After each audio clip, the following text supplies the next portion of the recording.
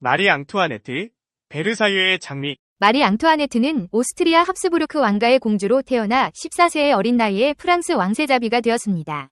베르사유 궁전에서 화려한 삶을 시작한 그녀는 아름다운 외모와 패션 감각으로 프랑스 사교계의 아이콘이 되었습니다. 그러나 화려함 뒤에는 정략 결혼이라는 냉혹한 현실과 프랑스 왕실의 엄격한 규율이 자리하고 있었습니다. 마리 앙투아네트는 오스트리아 출신이라는 이유로 프랑스 국민들의 반감을 샀습니다. 특히 오스트리아와의 동맹을 반대하는 세력은 그녀를 적자 부인이라 비난하며 프랑스 혁명의 불씨를 키웠습니다. 혁명의 소용돌이 속에서 그녀는 정치적 희생양이 되어 단두대에서 생을 마감했습니다. 마리 앙투아네트를 이야기할 때 빼놓을 수 없는 것이 바로 빵이 없으면 케이크를 먹으면 되지 라는 발언입니다. 이는 그녀의 무지와 사치를 상징하는 말로 알려져 있지만 실제로 그녀가 이런 말을 했는지에 대한 역사적 증거는 없습니다. 오히려 이는 혁명 세력이 그녀를 악마화하기 위해 퍼뜨린 루머일 가능성이 높습니다. 마리 앙투아네트는 당대 최고의 패션 아이콘이었습니다. 그녀는 화려한 드레스, 높은 가발, 값비싼 보석으로 치장하며 베르사유 궁전을 유행의 중심지로 만들었습니다. 그녀의 패션은 프랑스 귀족 사회뿐 아니라 유럽 전역에 영향을 미쳤습니다. 그러나 지나친 사치는 혁명 시기 민중들의 분노를 사는 요인이 되기도 했습니다. 마리 앙투아네트는 베르사유 궁전의 엄격한 규율에서 벗어나 자유로운 삶을 꿈꿨습니다. 그녀는 궁전 내 작은 농촌 마을인 뿌띠 트리아농을 조성하여 소박한 옷차림으로 농촌 생활을 즐겼습니다. 그러나 이는 오히려 그녀의 이미지를 실추시키는 결과를 가져왔습니다. 민중들은 그녀가 현실을 외면하고 사치스러운 취미에 빠져 있다고 비난했습니다. 마리 앙투아네트는 14세의 어린 나이에 프랑스 왕세자 루이 16세와 정략 결혼했습니다. 처음에는 정치적 목적의 결혼이었지만 시간이 지나면서 두 사람은 진실된 사랑을 키워나갔습니다. 혁명의 소용돌이 속에서도 서로를 위지하며 굳건한 사랑을 보여주었습니다. 마리 앙투아네트는 4명의 자녀를 두었으며 자녀들에게 헌신적인 어머니였습니다. 그녀는 자녀 교육에 관심을 기울였으며 자녀들과 함께 시간을 보내는 것을 즐겼습니다.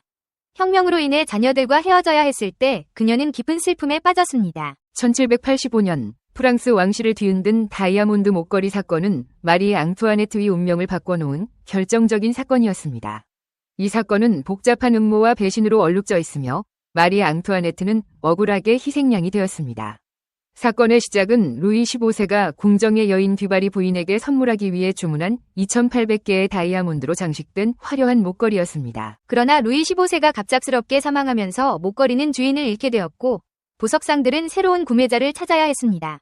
몰락한 귀족 가문 출신의 잔느 드라 모트 발루아 백작 부인은 로앙 추기경에게 왕비가 익명으로 목걸이를 구매하고 싶어 한다고 거짓 정보를 전달하며 추기경이 목걸이를 대신 구매해주면 왕비의 환심을 살 수 있을 것이라고 유혹했습니다. 로앙 추기경은 왕비의 환심을 사기 위해 잔느의 말을 믿고 목걸이를 구매했습니다. 잔느는 왕비를 닮은 여성을 고용하여 밤중에 베르사유 정원에서 추기경과 만나게 했고 이를 통해 추기경은 자신이 왕비와 직접 거래했다고 믿게 되었습니다. 그러나 잔느는 목걸이를 받자마자 이를 분해하여 다이아몬드를 팔아넘겼고 거액의 돈을 챙겼습니다. 결국 보석상들이 대금을 받지 못하자 사건은 세상에 알려지게 되었고 왕실은 큰 혼란에 빠졌습니다. 마리 앙투아네트는 이 사건에 전혀 관여하지 않았지만 잔느의 계략에 휘말려 억울한 누명을 쓰게 되었습니다.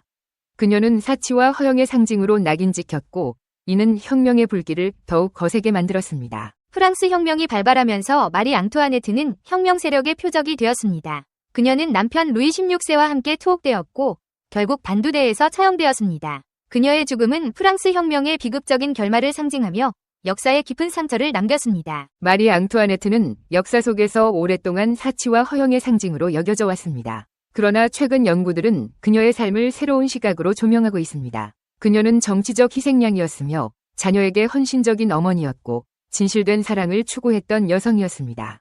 마리 앙투아네트는 빛과 그림자가 공존하는 인물이며 그녀의 삶은 역사의 복잡성을 보여주는 중요한 사례입니다. 마리 앙투아네트에 관한 소문 중에는 사실도 많았다.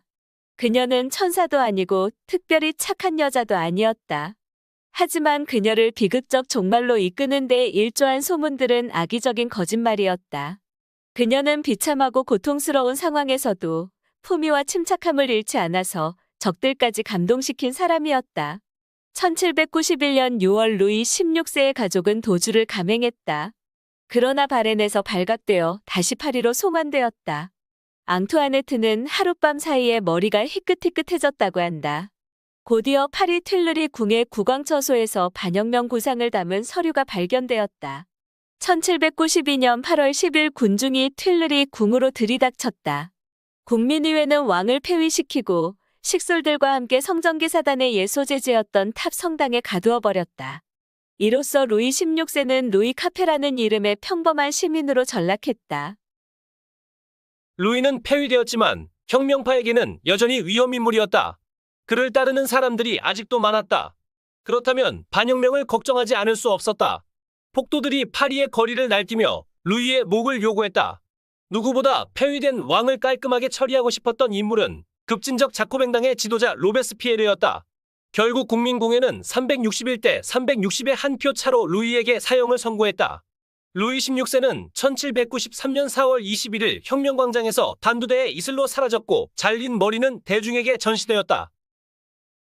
콩시에르줄이 감옥에 수감된 마리 앙투아네트는 마지막까지 품위와 용기와 경건함을 잃지 않은 모습으로 2,500명이 넘는 다른 죄수들을 감동시켰다.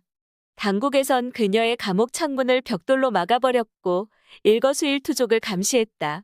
간수의 눈을 피해 할 수 있는 일은 아무것도 없었다. 1789년 6월 큰 아들의 죽음 이후 왕세자로 승격된 둘째 아들도 곁에 없었다. 당국에서 강제로 빼앗아 성전기 사단의 탑 감옥에 가두어버린 것이다. 이 아이도 1795년에 겨우 10살의 나이로 숨을 거두었다. 그것도 모자라 혁명 과정에서 살아남은 유일한 혈육인 딸마저 앙투아네트의 품에서 앗아가 버렸다. 1793년 10월 14일 혁명재판소의 검찰관 부키의 탱빌은 마리 앙투아네트를 반혁명 활동 혐의로 기소했다. 그녀는 어두운 목조 법정에서 장장 15시간에 걸쳐 수많은 괴로운 진술을 들어야 했다. 급진적 저널리스트였던 자크 르네 에베르도 증인석에 서서 그녀와 막내 아들에게 금친상간 혐의를 뒤집어 씌웠다. 오늘날 우리는 앙투아네트가 프랑스의 공격 계획을 오스트리아에 누설한 것을 알고 있지만 당시에는 그것을 밝혀낼 길이 없었다. 품위 있게 자신을 변호한 전 왕비의 태도는 뜻하지 않게 방청객들의 동정을 불러일으켰다. 그러나 사형 판결은 이미 오래전에 확정되어 있었다. 앙투아네트는 오랜 세월 함께 감옥 생활을 했던 엘리자베트 시누이에게 이렇게 썼다. 나는 막 사형 선고를 받았어요. 그러나 이것은 범죄자에게나 해당되는 치욕스러운 죽음이 아니라 하늘나라에 계신 폐하를 뵈러 가는 행복한 길이에요. 나를 아는 모든 사람들에게 나도 모르게 고통을 주었다면 모두 용서해 주실 것을 빌어요.